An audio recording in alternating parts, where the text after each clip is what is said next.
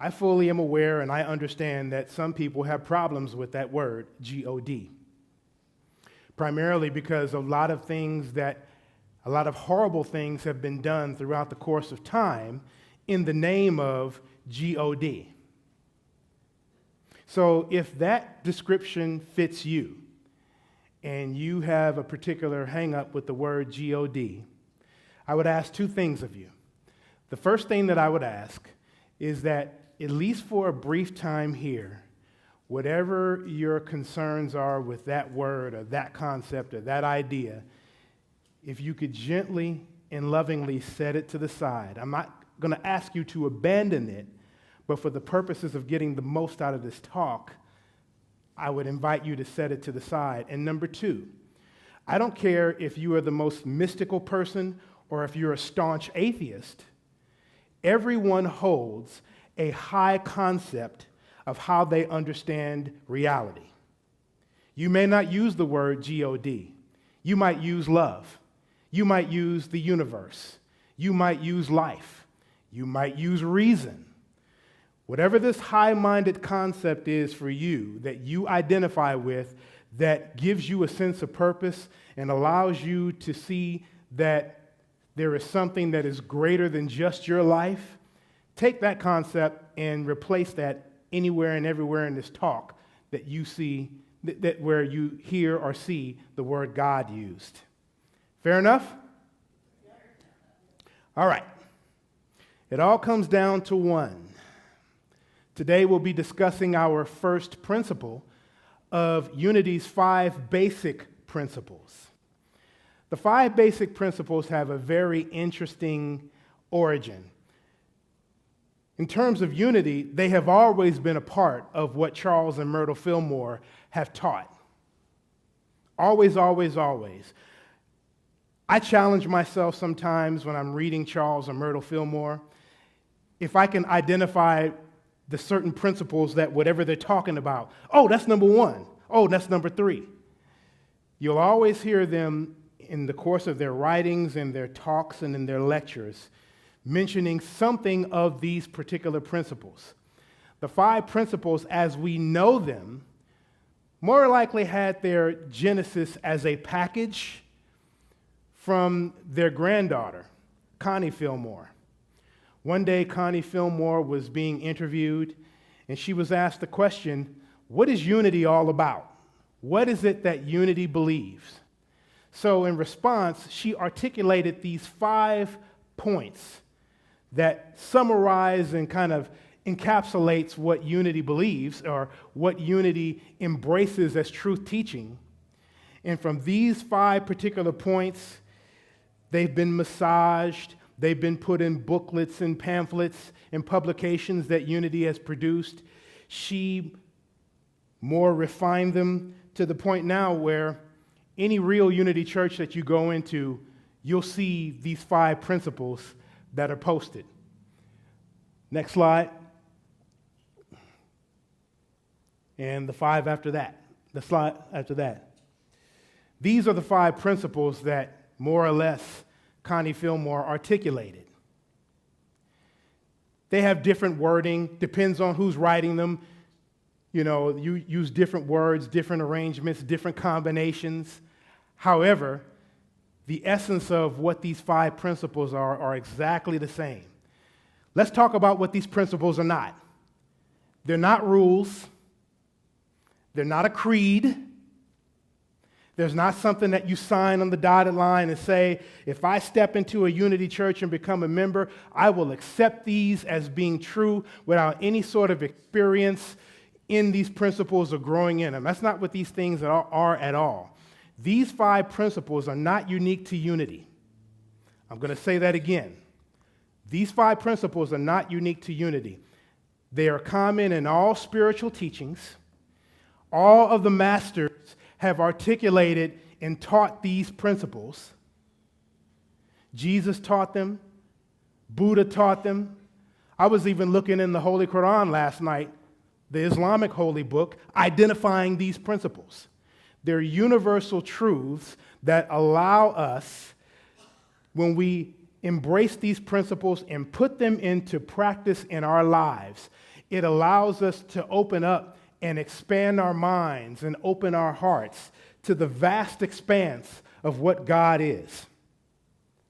That's what these 5 principles are about. They are universal in application. And since unity is all about getting down to the essential principles of what allows one to have a direct and firsthand experience of God, we articulate these principles for people's consideration, for your study, for your practicing. They're universal in their application.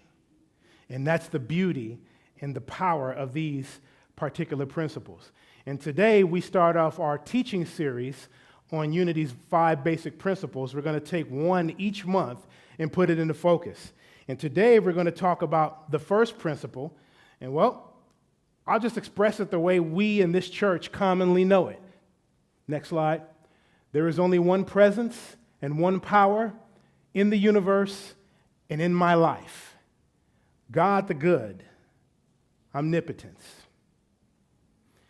These principles are so important. Get a load of this. These principles are so important that I contend that even a staunch atheist can benefit from these principles.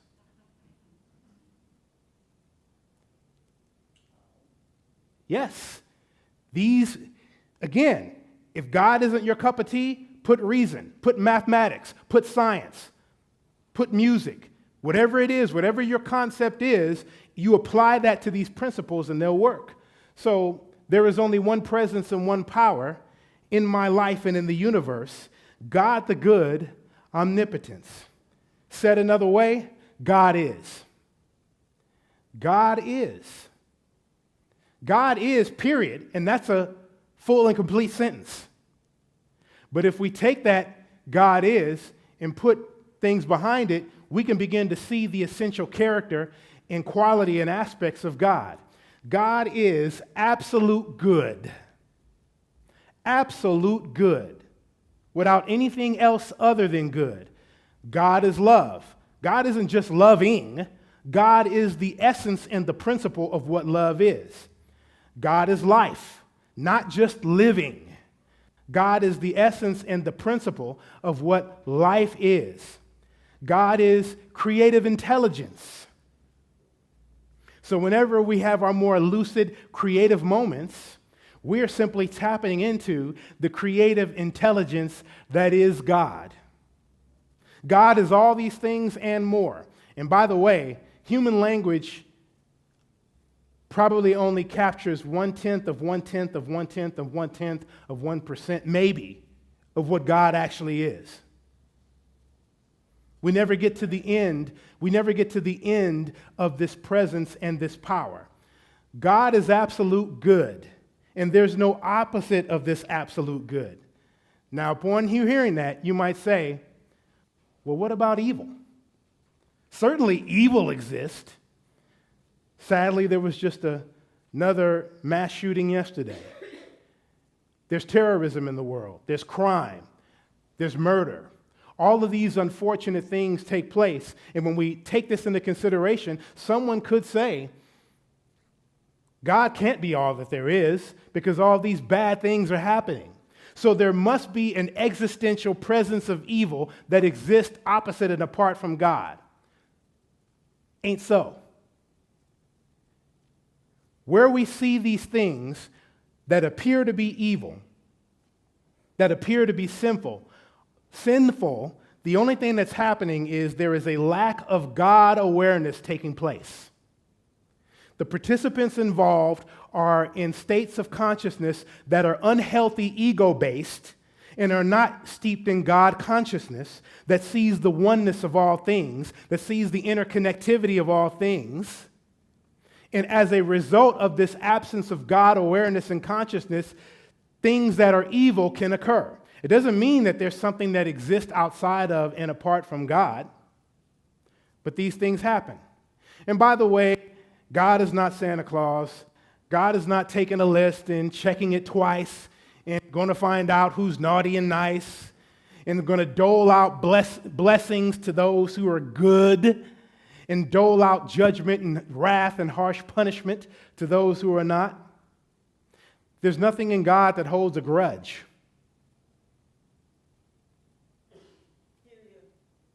Period.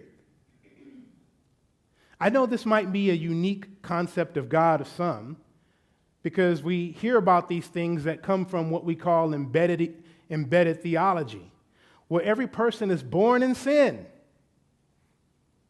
Well, if God is all there is, then everything that exists comes from God in some way, shape, or form. And if God is all good, there's no existential defect that is in us that's hardwired into our being, physically, mentally, or spiritually, that is this toxic, divinely toxic presence called sin.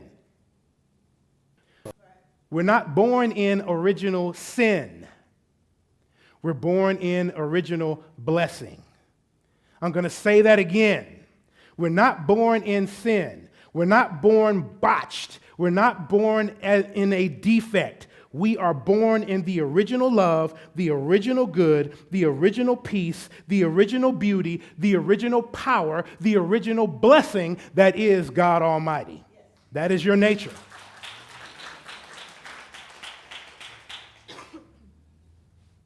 God is. God is all there is. Nothing exists apart from God. And that God potential, that God capacity is fully and completely present everywhere. It is fully and completely present where the mass shooting took place yesterday, believe it or not.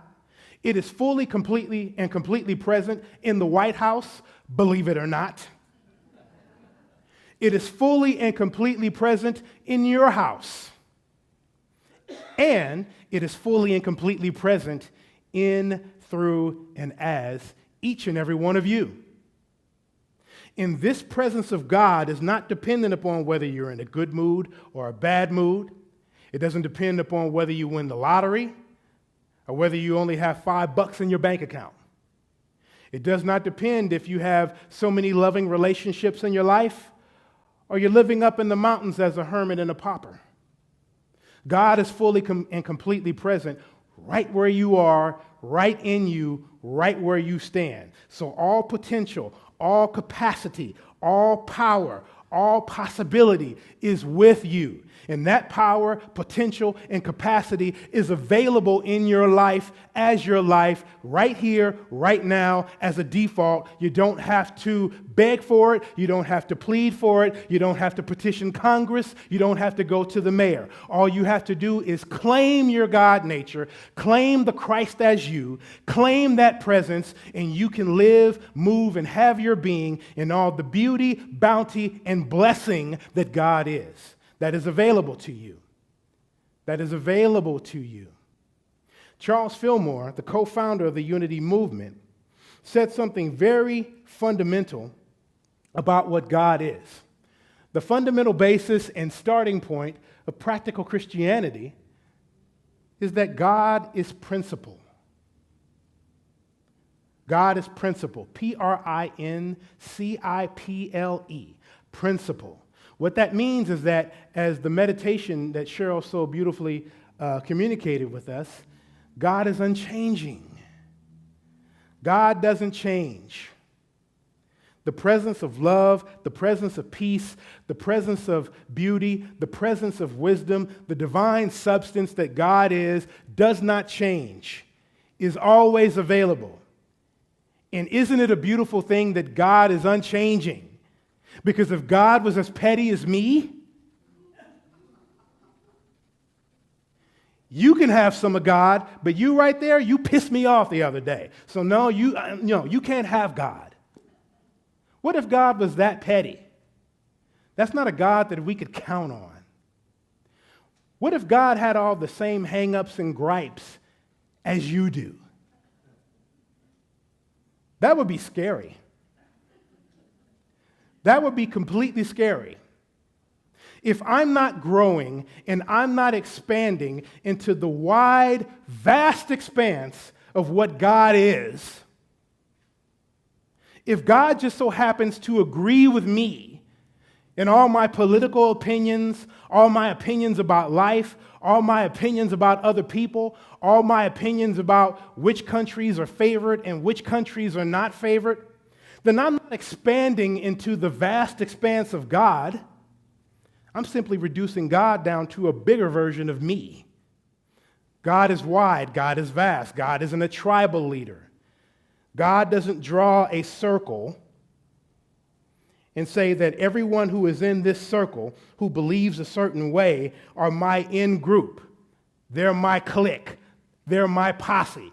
And then everyone that's outside of this circle is not chosen of me and is going to just get my wrath and feel my wrath. That's not how God works. That may be how we work sometimes in our lower states of consciousness, but that has nothing to do with God. Well, the Bible says that God smote these people, and the Bible declared these certain people as God's enemies.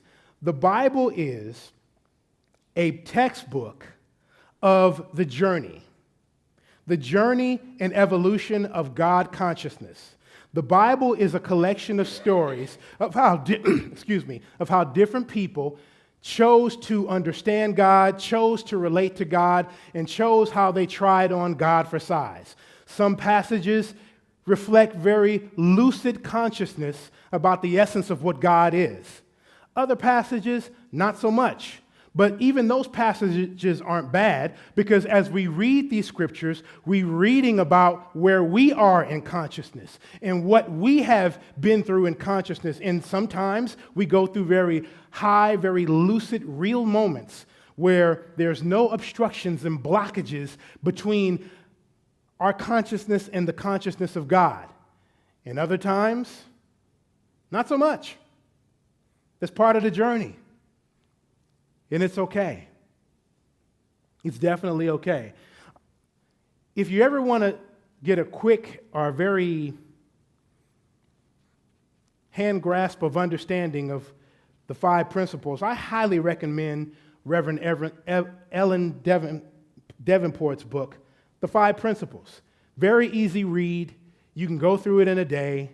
It's just a great encapsulation of each of these principles and the power and beauty of them.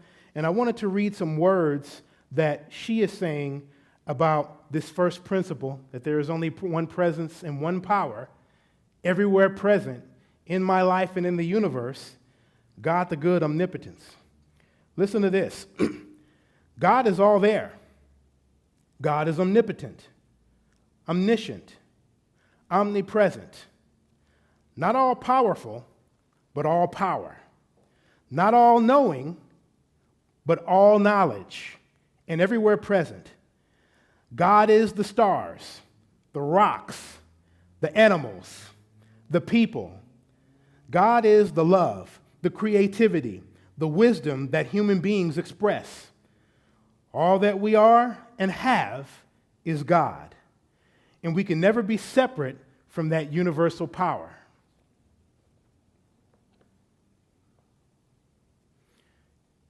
Even if you tried to block God from flowing into your life, some piece of what God is, even in your most staunch rebellion, will still come and operate in, through, and as you. It is your default reality. And isn't that a beautiful thing? Isn't that a beautiful thing that you share this oneness with God? All of what ails us today in our world, all the wars, all the conflicts, all the corruption, all the evil-seeming activities, all stem from one root: this belief in separation between God and humans. God's up there, God's out there, and hopefully if I act nice enough and I beg hard enough and passionately enough, God will pour down a blessing on poor old me. God is fully and completely present everywhere without an absence. Right where you stand, right where you sit, right where you are. So the only thing that we need to do in order to experience more of God is to adopt and embody a consciousness that incorporates God. When you go to do something, seek out God counsel. Go into the inner chamber of prayer and meditation and get the God perspective on whatever it is that you're faced with or what you're challenged with or what you're dealing with. And then see what you can do from your God consciousness to address whatever challenge is facing you. Because in God, as Eric Butterworth says, there's always a whole in every part. There is always an allness in every illness. There's always a Christ in every person. Within all chaos is a cosmos. In any disorder, there is always a presence of order. And it's available to us. It's available to each and every one of us. We can have it. We can't get away from it even if we try. And to crystallize that point, in Acts chapter 17, for in God we live, move, and have our being. In God we live, move, and have our being. This is why Jesus constantly affirmed that he and the Father are one. I am in the Father, and the Father in me. Because Jesus had a consciousness where he did not see any sort of separation between him and God. So much so, all through the book of John, he's known for the succession of I am statements.